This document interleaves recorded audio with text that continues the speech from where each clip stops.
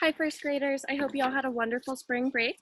I'm here today because I will be reading the rest of our book, Dolphins at Daybreak, number 9 of the Magic Treehouse series. So we're starting off at chapter 8, where we last read, and this chapter is called Swim for Your Life. Chapter 8, Swim for Your Life. Jack moved his arms slowly. He moved his legs slowly. He gently pushed the water out of his way as he did the breaststroke. Calm, calm, he told himself. Annie swam beside him. They headed for the reef. All was calm. Then Jack saw something out of the corner of his eye. A dark fin was zigzagging through the water. It was heading toward them. Jack wanted to splash. He wanted to yell, but he remembered. Calm. I better not tell Annie, he thought. She'll stay calmer if she doesn't know. He began to swim faster, then faster. Annie went faster too. They both swam as fast and as calmly as they could.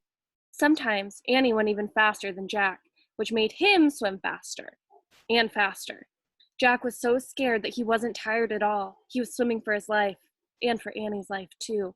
He didn't look back to see if the shark was still there. He didn't want to know. He just kept his eye on the treehouse in the distance, and he kept swimming. Jack and Annie swam and swam and swam. It took forever for the treehouse to get just a little closer. Jack realized the reef was farther away than he had thought. He kept swimming, but his arms and legs felt heavy.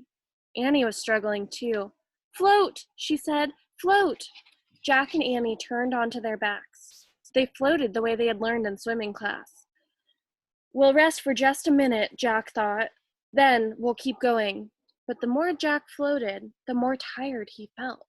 Soon he was too tired even to float. He started to sink. Then he felt something. His heart stopped. Something pushed at him in the water. It was slippery and alive. Had the hammerhead caught up with them? Jack shut his eyes and waited for the worst. He waited and waited. Finally, he opened his eyes. In front of him was a shiny gray head, a dolphin's head. The dolphin pushed Jack with its nose. It made happy clicking sounds. Hooray! Cried Annie. Jack looked over at her. She was clinging to the fin of another dolphin. Her dolphin was moving through the water. Jack grabbed the fin of his dolphin. Then the two dolphins swam smoothly through the water, pulling Jack and Annie toward the reef. Oh, this is the same picture from the cover of our book. Chapter 9. Ouch. The sun shone on the ocean. It sparkled like a diamond. Jack felt safe now. His dolphin was taking good care of him. The dolphin slowed down as they neared the reef. Jack lowered his feet. He felt the bumpy coral. He let go of the dolphin's fin and stood up in the water. Annie stood too. Then she threw her arms around her dolphin and gave her a big hug. Thank you, Suki, she cried, and she kissed the dolphin's nose. Suki tossed her head and clicked at Annie. Kiss Sam now, Annie said to Jack. You're nuts, said Jack, but Sam nuzzled Jack's head. Then he put his flippers around Jack's neck. Jack couldn't resist. He threw his arms around the dolphin and gave him a quick kiss. Sam nodded and made clicking sounds like laughter. Then he turned to Suki. The two dolphins chattered to each other for a moment. They nodded at Jack and Annie and swam gracefully. Bye, Suki. Bye, Sam, Annie shouted. Thanks, said Jack. The dolphins leapt high into the air. Then they dove back down into the water with a splash. Jack and Annie laughed. I wish we could swim like that, said Jack. Jack and Annie watched the dolphins until they disappeared. I miss them already, Annie said softly. Me too, said Jack. He sat down in the shallow water. I'm really tired, he said. Annie sat beside him. Me too, she said. The warm water lapped around their shorts and t-shirts. Jack pulled off his pack. He took out his glasses and put them on. They were blurry with water. Guess what? Said Annie. What? Said Jack. I saw the shark when we were swimming, Annie said, but I didn't tell you. I wanted you to stay calm. Jack stared at her. I saw it too. I just swam faster so you would swim faster. And I swam faster so you would swim faster, said Annie. I guess we swam double fast then, Jack said. He shook his head with wonder. What now? Said Annie. We go home, said Jack. But we haven't solved Morgan's riddle yet, said Annie. Jack sighed. He pulled out his notebook from his backpack. It was soaked. He pulled out the ocean book. It was soaked too. We've failed, he said. My research is all wet. We'll never be master librarians now. Jack put everything away. Let's go, he said sadly. He stood up, then he started across the pink reef toward the treehouse. Annie followed him. Ouch, Annie said. What's wrong? Jack looked back. I stepped on something. Annie bent down to rub her foot. What? Said Jack. A shell? Yeah, this. She picked up a large gray shell. Boy, is it rough. Rough and gray as a rock. And plain as plain can be, whispered Annie. They had found the answer. The shell looked like a clamshell, only bigger with more ridges. How could this ugly shell be the answer to the riddle? Said Annie.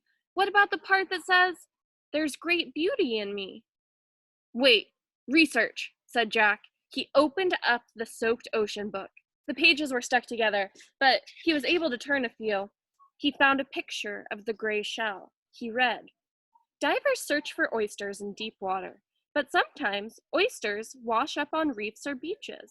Inside some oysters, you can find a pearl. The pearl's natural beauty makes it a treasure. It must have a pearl inside of it, said Jack. Annie peered into the crack between the two halves of the shell. I can't see anything, she said. How does a pearl get in there anyway? Jack read aloud from the wet page. Sometimes a grain of sand will get between the oyster's shell and skin. This irritates the oyster, so it makes a pearly material to surround the grain of sand. In this way, over a few years, a pearl is formed. I can't tell if there's a pearl in there or not, said Annie. Maybe we should bang it against a rock, said Jack. Now that would really irritate the oyster, said Annie. Yeah, maybe we should just leave it alone, said Jack. There's a picture of them with their oyster shell, and she's trying to see if there's a pearl in there.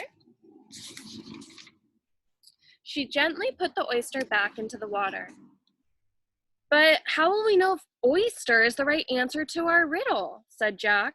Morgan said we'll know, said Annie. Come on. Jack pushed his glasses into place. Then he and Annie picked up their shoes and socks. They climbed through the window of the treehouse. Morgan's scroll was laying on the floor. It was open. Look, said Annie. She and Jack stared at the scroll. The riddle had faded away.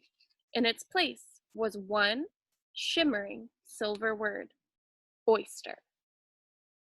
Morgan's magic, whispered Annie. Jack let out a huge sigh. We got it right, he said.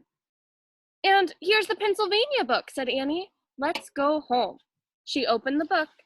She pointed to a picture of the Frog Creek woods. I wish we could go there, she said. The wind started to blow. The treehouse started to spin. The wind blew harder and harder. Then everything was still. Absolutely still. Chapter 10. The True Pearl. Dawn light slanted into the treehouse. No time at all had passed since they left. Day was breaking. Jack rolled up the ancient scroll. He tucked it into the corner. We solved the first riddle, he said. 3 more to go. I don't see another scroll, said Annie. Maybe tomorrow we'll get the next riddle. That's okay, said Jack. I think I need to rest and dry out. His t-shirt and shorts were still soaked. His backpack, too. Only his shoes and socks were dry. And this needs to dry out, too, said Annie. She put the wet ocean book in a patch of sunlight. Then Jack and Annie climbed down the ladder. They walked through the woods, through leafy shadows and golden light. They left the woods and started down their street. You know, we should have found the answer to the riddle right away, said Jack. The oyster was on the reef all along. I know, but we wouldn't have had so much fun, said Annie. Fun, said Jack. You call being squeezed by an octopus and chased by a shark fun? Don't forget the dolphins, Annie said simply. Jack smiled. Right, he said. The dolphins made up for everything. They were fun. I guess they were the true pearl in the oyster, said Annie. Yep, said Jack. I wonder what Sam is doing right now. Sam? Annie grinned at him. You're nuts, she said. They climbed their steps and went into their house. We're back, Annie shouted. Did you get your shoes wet? Their mom called. Not one bit, called Jack. Then he and Annie slipped up the stairs to change their clothes. The end. So that is the end of Magic Treehouse number 9, Dolphins at Daybreak. And after this, we will do a reading of Magic Treehouse number 10. Okay, have a good rest of your day.